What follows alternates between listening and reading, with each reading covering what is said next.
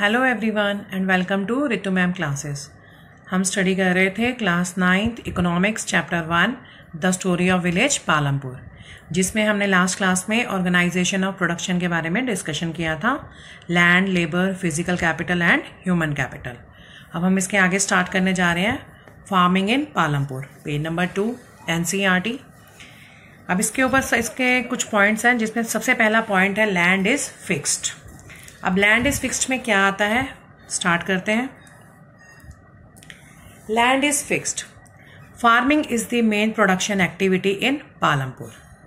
75% people working dependent on farming for their livelihood. Farming जो है वो मेन प्रोडक्शन एक्टिविटी है पालमपुर की, और 75% लोग जो है वहां के वो किसके ऊपर डिपेंड करते हैं, फार्मिंग के ऊपर, अपने लाइवलीहुड के लिए। दे कुड बी फार्मर्स और फार्म लेबरर्स। ये फार्मर्स खुद किसान भी हैं या फार्म में काम करने वाली लेबर भी। Their livelihood is closely related to production on the farms. इनकी जो लाइवलीहुड है किससे रिलेटेड है, related to the production on the farms. जो भी फार्म्स में प्रोडक्शन हो रही है वो उसी के साथ रिलेट करती है। But there is a basic foundation in raising farm production. लेकिन कुछ ऐसी बाउंडेशन भी हैं जिसमें फार्म प्रोडक्शन रेज होने में कुछ प्रॉब्लम्स आती हैं। Since 1960, land area in Palampur under cultivation is practically fixed. 1960 से लेकर अब तक जो लैंड एरिया है पालमपुर का, जहां पे कल्टीवेशन अंडर कल्टीवेशन है, वो फिक्स्ड है, मतलब बड़ा नहीं है वो area. No expansion in land area under the cultivation. Some of the waste lands in the village had converted to cultivable lands. थोड़ा सा सुधार ये है कि जो कुछ वेस्ट लैंड्स हैं उनको हमने पालमपुर विलेज के लोगों ने कल्टिवेबल लैंड में कन्वर्ट कर लिया है। So the land is fixed and there is no expansion in the cultivable land.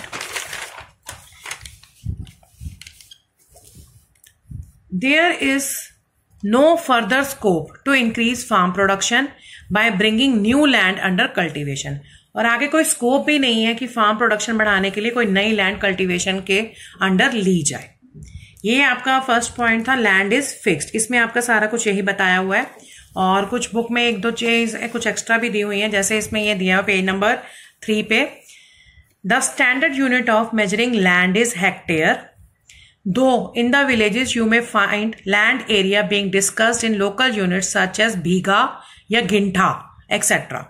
1 hectare equals the area of a square with one side measuring 100 meters। ऐसा एरिया का square जिसका one side जो है वो 100 metre है। Can you compare the area of a 1 hectare field with the area of your school ground. ये तो activity है।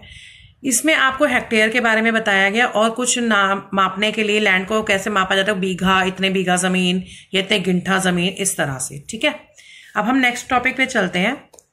Is there a way one can grow more from the same land. क्या कोई ऐसा तरीका है जिसमें से एक ही पीस ऑफ लैंड में से ज्यादा ग्रो किया जा सके crops. In the kinds of crops grown and facilities available, Palampur looks like a village of the western part of UP। ये मैंने स्टार्टिंग में भी आपको बताया था, जो गिलबर्ट की जो रिसर्च पे ये चैप्टर बना है वो वेस्टर्न पार्ट ऑफ यूपी के एक विलेज के ऊपर ही बना हुआ है। ठीक है, तो ये उसी की तरह रिसेंबल करता है। All land is cultivated during the rainy season. Rainy season को हम खारिफ सीजन बोलते हैं। Farmers grow jowar and bajra. Kharif season में क्या उगाया जाता है, ज्वार एंड बाजरा, जिसको यूज किया जाता है as a cattle feed. It is followed by cultivation of potato between October and December. उसके बाद पोटैटो की खेती की जाती है अक्टूबर एंड दिसंबर में। In the winter season, winter season में अब आता है राबी सीजन। रेनी सीजन था खारिफ और विंटर सीजन है rabi season. Fields are sown with wheat which is sold at Raiganj. Wheat उगाया जाता है और उसको बेचा कहाँ जाता है, रायगंज। रायगंज क्या था, नियरेस्ट बहुत बड़ा विलेज था जो उसके साथ अटैच था। And farmers keep enough wheat for the families consumption also. इतना व्हीट उगता है कि वो अपनी फैमिली के लिए भी बचा लेते हैं और बाकी का रेस्ट ऑफ द जो है वो रायगंज की मार्केट में जाके सोल्ड कर देते हैं। A part of the land area is also use to grow sugarcane, harvested once in a year. साल में एक बार शुगर केन की भी क्रॉप की जाती है वहां पे। शुगर केन या तो इन इट्स रॉ फॉर्म या फिर उसका जैगरी, जैगरी मतलब गुड़, या तो उसको ऐसे ही जैसे गन्ना है वैसे का वैसे ही, या फिर उसका गुड़ बनाकर वो कहाँ बेचा जाता है? Is sold to traders in Shahpur. Wheat कहां पर बेचा जा रहा था? रायगंज में, और शुगर केन शाहपुर में। Why farmers are able to grow 3 different crops in a year in Palampur? क्यों फार्मर्स 3 डिफरेंट तरह की क्रॉप्स उगाते हैं एक साल में? कैसे उगा लेते हैं? Due to the well developed system of irrigation with tubewells, क्योंकि वहां पर जो सिस्टम है इरिगेशन का ट्यूबवेल्स के साथ वो बहुत ही अच्छी तरह से डेवलप्ड है, इसी तरह से इतनी क्रॉप्स यहाँ पे उग जाती है। अब कुछ फैक्ट्स दिए हुए हैं आपकी एनसीईआरटी बुक में ही। Not all villages in India have such high levels of irrigation. India के हर एक विलेज में इतना हाई लेवल ऑफ इरिगेशन नहीं है। Apart from riverine plains, coastal regions are well irrigated. कुछ रिवराइन प्लेन्स के कुछ पार्ट्स, कोस्टल रीजन्स के कुछ पार्ट्स ही वेल इरिगेटेड हैं। In contrast, plateau regions such as the Deccan plateau have low levels of irrigation. और जो प्लेट्यू रीजन से अगर इनके साथ कंपेयर करते हैं तो डेक्कन प्लेट्यू जैसे रीजन्स जो है वहां पे इरिगेशन का लेवल लो है। Of the total cultivated area in India, a little less than 40% is irrigated even today.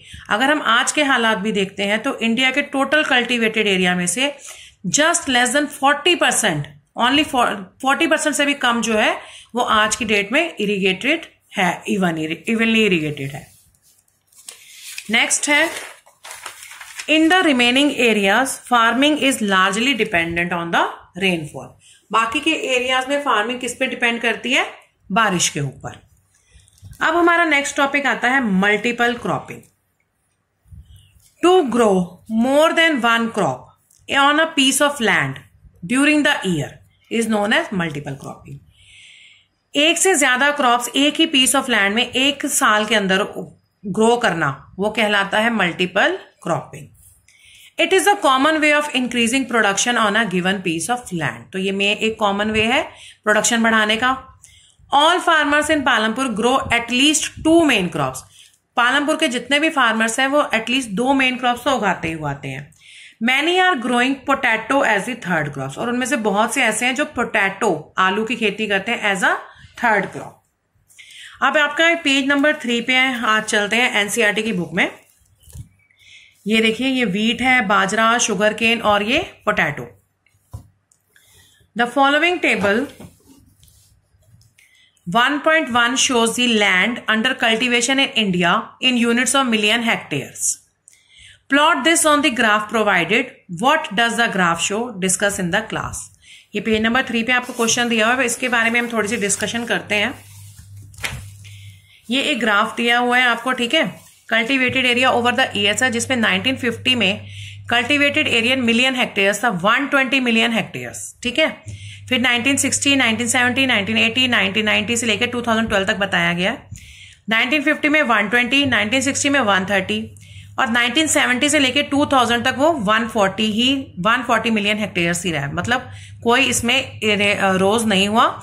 यहाँ पे इलाके या मिलियन हेक्टेयर जो है कल्टीवेबल लैंड बढ़ी है। फिर 2010 में जाके बढ़ती है, यानी कि 1970 से लेके 2009 तक कोई कल्टीवेबल लैंड नहीं बढ़ती।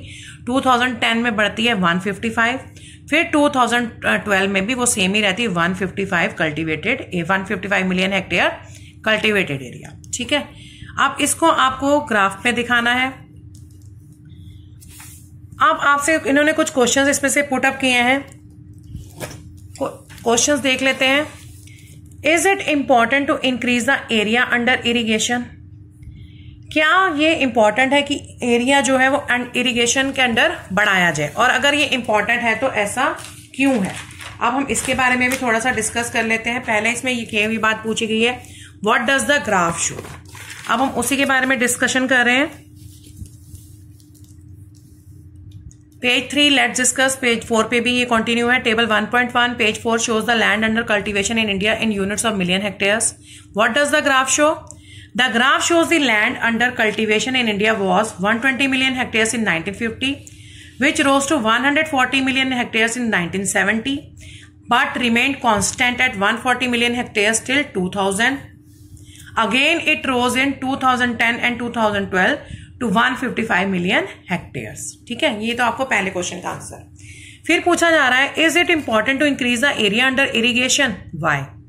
It is important so that farmers can increase their production and earning. India's population is also increasing, which requires more food to feed its people.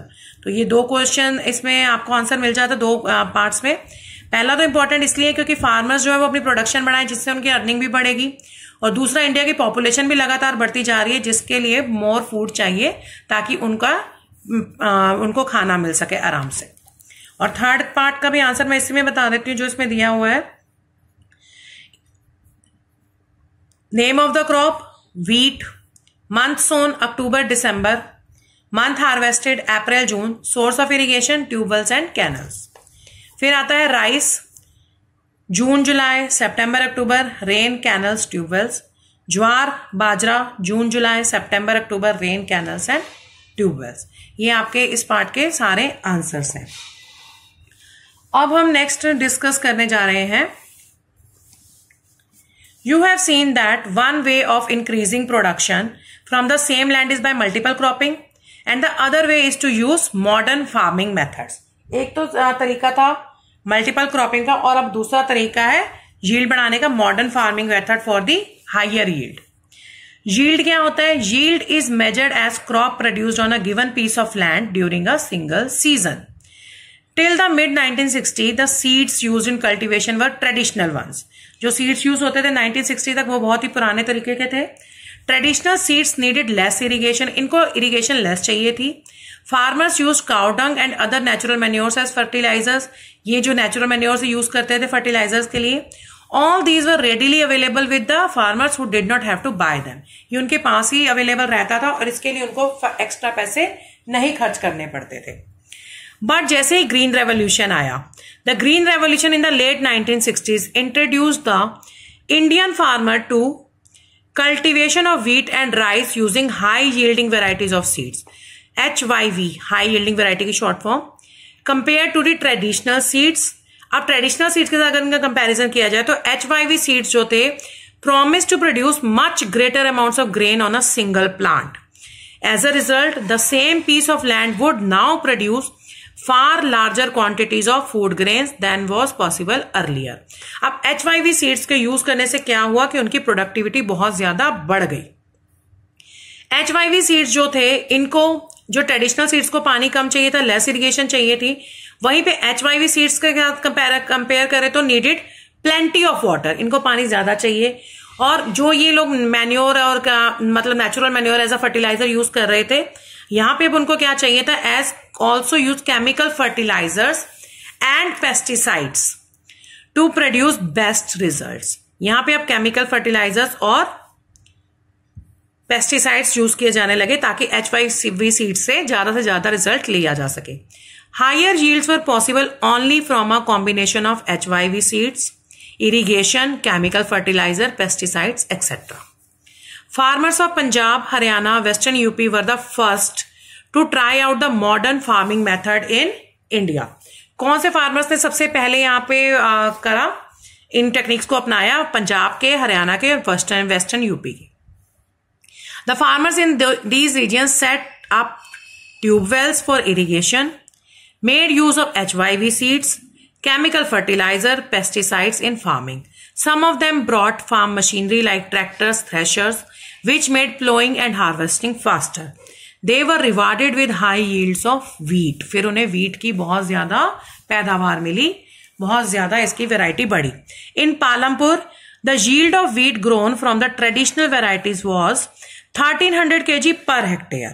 पहले कितना मिलता था ट्रेडिशनल वैरायटी को यूज करके? 1300 kg पर hectare से. लेकिन HYV सीड्स के साथ the yield went up to 3200 kg पर हेक्टेयर. कितना डिफरेंस आ गया दोनों में? There was a large increase in the production of wheat. Farmers now had greater amounts of surplus wheat to sell in the markets. अब उनकी wheat की production बहुत ज्यादा बढ़ चुकी थी और जिसकी वजह से वो बहुत ज्यादा व्हीट वो मार्केट में सेल कर सकते थे.